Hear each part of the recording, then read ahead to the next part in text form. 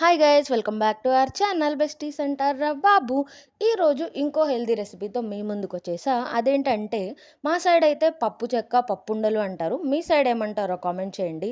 So ఈ process అయితే చాలా అంటే చాలా సింపుల్ అండ్ చాలా అంటే చాలా హెల్తీ కూడా.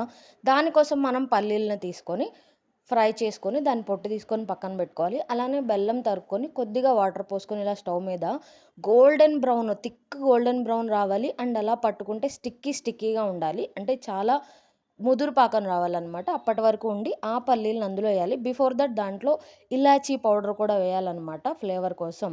సో పక్కన ఒక హాఫ్ అన్ అవర్ ఆరబెట్టేసి చేసేస్తే ఇలా రౌండ్గా వచ్చేస్తాయి నీట్గా మనకి.